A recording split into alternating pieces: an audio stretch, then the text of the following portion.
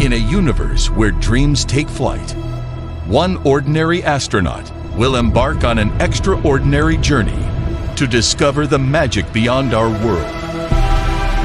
Get ready to take off. 5, 4, 3, 2, 1. Liftoff. Wow. Stellar Dreams, coming soon to a galaxy near you. That's right. AI-generated films are now a reality, and the best part is that you can create them entirely for free. In this video, I will demonstrate how to make Disney Pixar-style AI-generated animations entirely for free. I will show you how to properly generate still images using an amazing free image generator, and how to transform these images into high-quality animation scenes. So let's get started. Here's how this method works. You want to start by generating an image of the scene you want to create. Then, you can bring this image to life and influence the outcome with detailed prompts and inputs to get precisely what you want, which I will explain in detail later in this video. I wanted to create a trailer for a non-existing Disney Pixar-style movie, so I used ChatGPT to generate a script for a short, non-existing Disney Pixar-style trailer.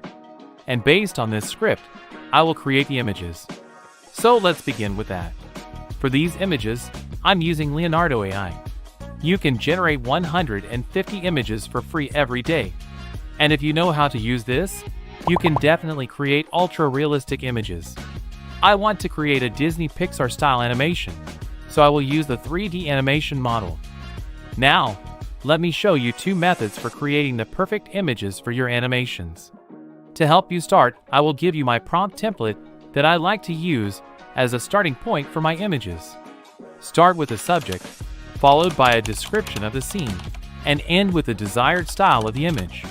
For instance, in the case of my film, a young boy astronaut with brown hair and a blue spacesuit on a space shuttle launch site, in a Disney Pixar movie style.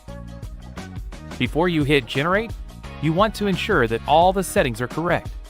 I could create an entire video series on how to use these settings properly.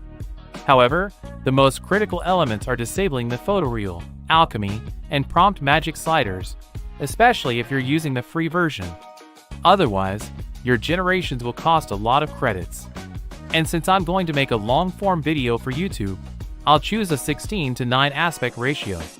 Now, select Generate. And these results are already very impressive. However, if it's not quite what you're looking for, I suggest two things. First, begin by describing what you want to add to the image. For example, I want the scene to take place on Earth, so I will add a comma and write bright blue skies. The second thing I recommend is enabling negative prompts. Here, you can specify what you don't want to see in the image. For instance, I don't want to have multiple characters in the image, and I don't want it to take place in space, or do I want to have a space shuttle taking off? Once you are done, again hit Generate. Lovely! This is exactly what I want. It's important to upscale the image to achieve the best possible quality when generating the animation. So, go to More Image Upscalers and select the HD Crisp Upscale option. Now, download the image. The second method I like to use involves a reference image. Let's say you're looking for a specific setting, or want to recreate something that already exists. In this case, you can search for an image you want to recreate online.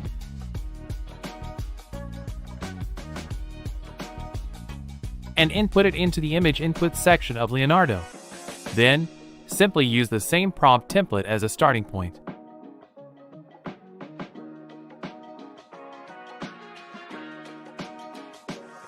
If you're not satisfied with the initial results, follow the same steps as with regular image generation, and you'll get something like this. Now, let's bring these images to life.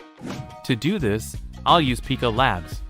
Simply visit their website and select Join Beta, and you'll be directed to Discord. This process is very similar to generating with Midjourney. Pika Labs has multiple generation rooms where you can start creating videos. However, since many people are active in these rooms, it's easy to lose track of your generated videos. So, I recommend opening a private chat with the Pika bot. To do this, simply right-click on the Pika bot in the top right corner and select Message. This way, you'll see only your own generations. To begin generating, type // and select Animate. Here, you can upload the image you created with Leonardo. The next step is to start with your prompt. And this is where it gets a bit technical, so pay close attention. You want to start with a written prompt and follow a similar prompt template I used in Leonardo. Again, start with the subject, so a young boy with brown hair and a blue spacesuit. Next is the scene. However, now you want to give a description of the scene, really focusing on the movement. Describe what is happening in the scene. Keep in mind that Pika Labs can only generate videos that are 3 seconds long, so you can't ask for too much. For instance, walking towards the camera. And again, end with the style of the video. Next, you want to paste these 6 metrics. Behind these metrics, you can fill in a couple of different things to influence the outcome of the generation. The first one is your negative prompt. Again, this works very similarly to the negative prompt of Leonardo. Here, you can fill in what you don't want to see in the video. For instance, the boy walking away from the camera. However, just like with Leonardo, I would always start without a negative prompt and fill it in after your first generation. So let's delete this for now. Next is your FPS, or frames per second. You can fill in a value between 8 and 24, which means 8 frames per second or 24 frames per second. For those who don't know, a video is simply a compilation of a series of photos. When you play these photos in chronological order, you get a video. The more photos you have, the smoother your video looks.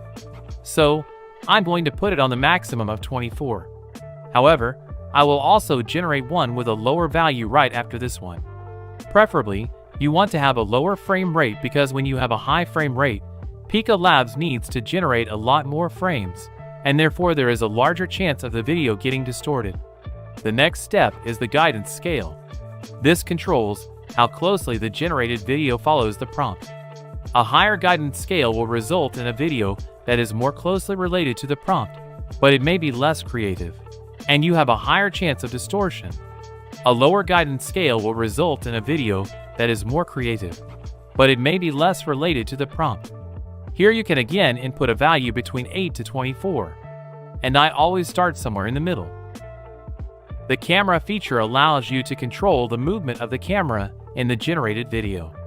You can, for instance, instruct it to zoom out, zoom in, pan right or pan left, and a lot more.